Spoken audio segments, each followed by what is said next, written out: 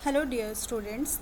बच्चों, आज मैं आपको यहाँ पर 9th कक्षा की गणित विषय का कार्यपत्रक जो है वर्कशीट 10वें नंबर की ये मैं करा रही हूँ। ठीक है, इस वर्कशीट में हम सर्वांग समता के बारे में डिस्कस करेंगे।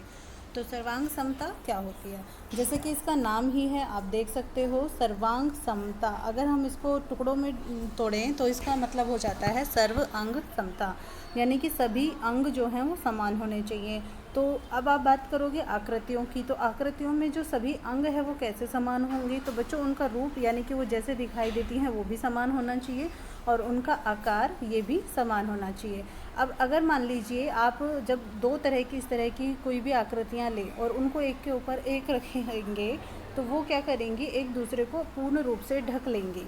ठीक है, तो जब वो एक दूसरे को पूर्ण रूप से ढक लेती हैं, एक के ऊपर एक अच्छे से एडजस्ट हो जाती हैं, तो उसको हम बोलते हैं सर्वांग सम आकृति।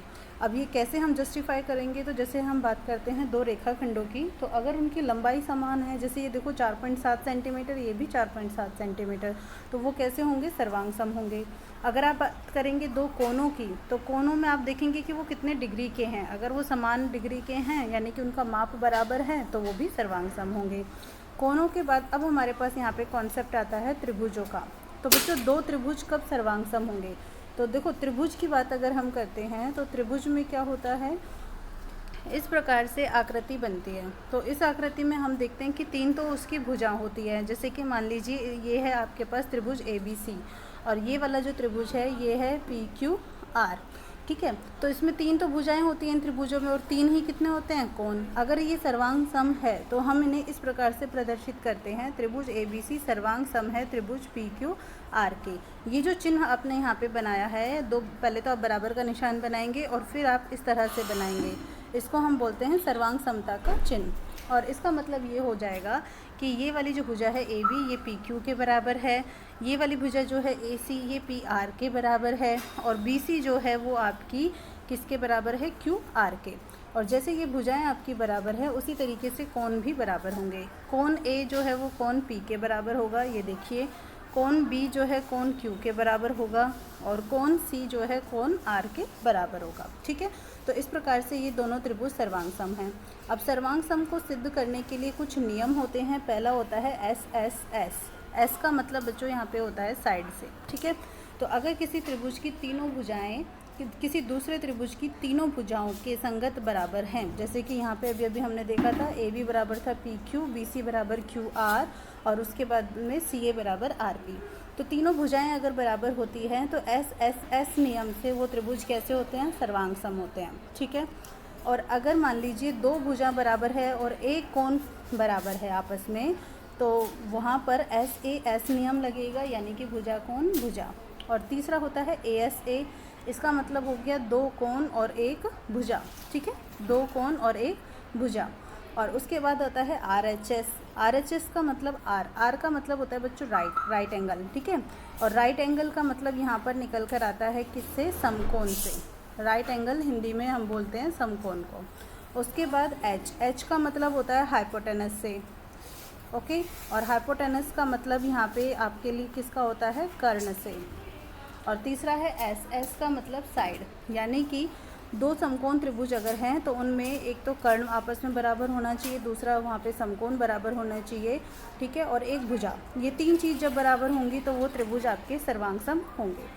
अब हमारे पास यहाँ पे कुछ सर्वांग सम त्रिभुज हैं, हमें बताना है कि यहाँ पे कौन सा नियम है। तो पहले तो इनके नाम लिखते हैं।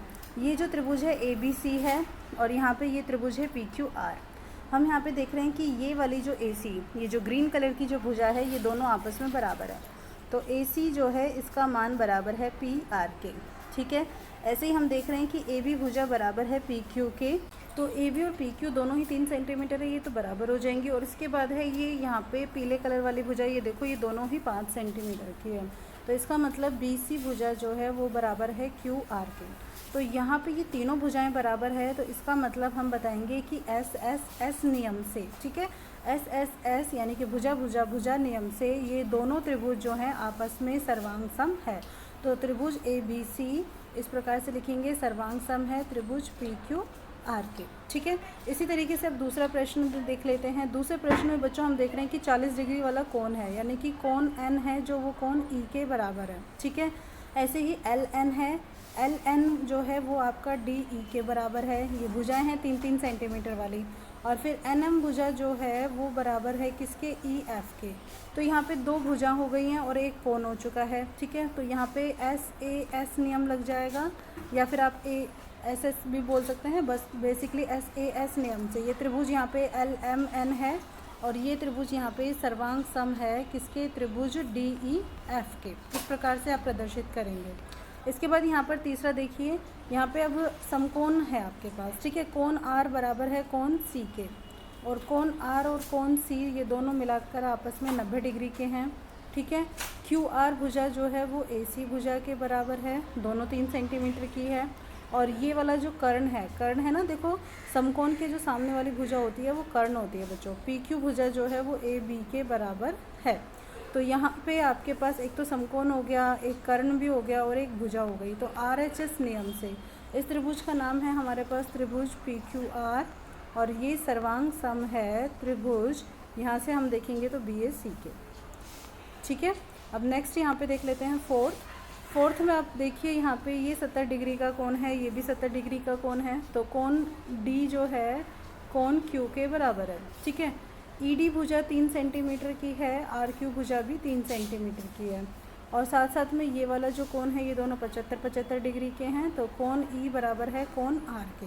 तो बच्चों 2 कोण हो गए हैं और एक भुजा हो गई है। तो ए एस ए नियम से, ठीक है, त्रिभुज डी ई एफ जो है वो सर्वांग सम है आपका त्रिभुज P Q Q R P के, ठीक है बच्चों। तो इस प्रकार से आपकी ये जो वर्कशीट है वो कंप्लीट हो गई है। आई होप आपको बहुत अच्छे से क्लियर हुई होगी। कोई कन्फ्यूज़न हो तो कमेंट करके ज़रूर बता दीजिएगा, और चैनल को सब्सक्राइब जरूर कर लीजिए और अपने साथ शेयर भी कर लीजिएगा। थैंक यू सो मच बच्चा फॉर वॉचिंग दिस चैनल।